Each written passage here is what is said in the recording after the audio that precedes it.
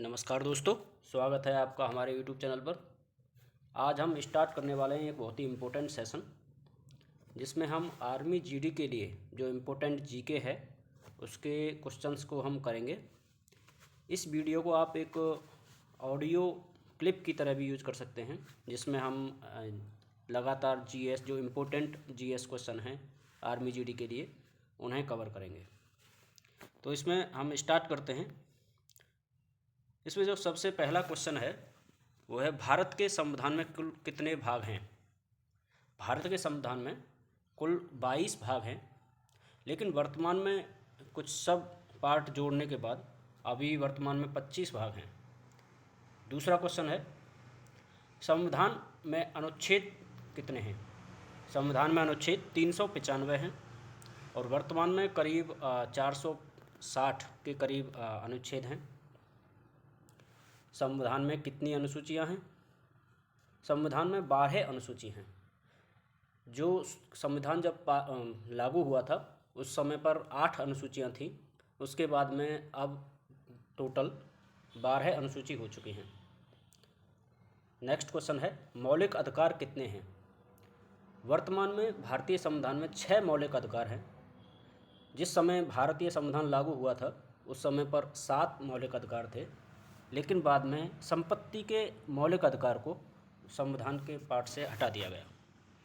भारतीय संविधान किस तरह का है, लिखित है या अलिखित। भारतीय संविधान लिखित है और भारतीय संविधान विश्व का सबसे बड़ा लिखित संविधान है। और विश्व में ऐसा कौन सा देश है जिसका अलिखित संविधान है, वो है ब्रिटेन। और ऐसा संविधान जो सबसे पहला लिखित संविधान है विश्व में, वो है अमेरिका का, यूएसए का। विश्व का सबसे बड़ा देश क्षेत्रफल के अनुसार कौन सा है, वो है रूस। और विश्व का सबसे बड़ा देश जनसंख्या के आधार पर जो वर्तमान में भारत है, और दूसरा नंबर है चीन का। विश्व का सबसे छोटा देश है वेटिकन सिटी, क्षेत्रफल के आधार पर। विश्व का सर्वाधिक जनसंख्या वाला देश, ये डेटा है बहुत पुराना, तो इसमें चीन की जगह अब भारत हो गया है। न्यूनतम जनसंख्या वाला महाद्वीप अंटार्कटिका महाद्वीप है। आपको पता है हमारे जो ये ग्लोब है इस पर 7 महाद्वीप हैं। इसमें अंटार्कटिका महाद्वीप जो साउथ में है, जिस पर ज़्यादातर बर्फ़ चादर लगी हुई है, बर्फ़ बिछी हुई है, तो वहाँ पर जो हैबिटेट है वो नहीं होते। विश्व का सबसे बड़ा द्वीप है ग्रीनलैंड। और एशिया का सबसे बड़ा द्वीप है बोर्नियो। विश्व की सबसे लंबी नदी नील नदी है, जो अफ्रीका महाद्वीप में है। विश्व की सबसे बड़ी नदी अमेजन नदी है। विश्व की सबसे बड़ी नहर स्वेज नहर है। ये जो अमेजन नदी है ये है साउथ अमेरिका में, और विश्व की सबसे बड़ी नहर ये स्वेज नहर है, ये भी मिस्र देश में है जो अफ्रीका महाद्वीप में है। विश्व की सबसे बड़ी ताज़े पानी की झील सुपीरियर झील है, जो अमेरिका में है। सबसे गहरी झील ये बैकाल झील है, रसिया में। विश्व का सबसे ऊंचा पठार पामीर पठार तिब्बत का पठार है, जिसे विश्व की छत भी कहा जाता है। विश्व का सर्वाधिक ऊंचा ज्वालामुखी है माउंट कोटोपैक्सी, ये इक्वेडोर देश में है जो साउथ अमेरिका में है। विश्व का सबसे बड़ा सड़क पुल महात्मा गांधी सेतु है। आर्य समाज की स्थापना कब और किसने की। आर्य समाज की स्थापना स्वामी दयानंद सरस्वती ने की थी, जो 1875 में की। रामकृष्ण मिशन की स्थापना कब और किसने की।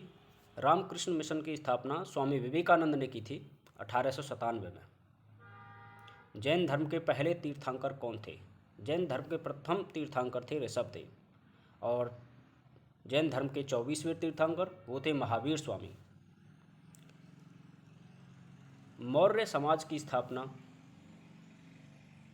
ये मौर्य वंश है, मौर्य वंश की स्थापना चंद्रगुप्त मौर्य ने की, और गुप्त साम्राज्य की स्थापना श्रीगुप्त ने की थी।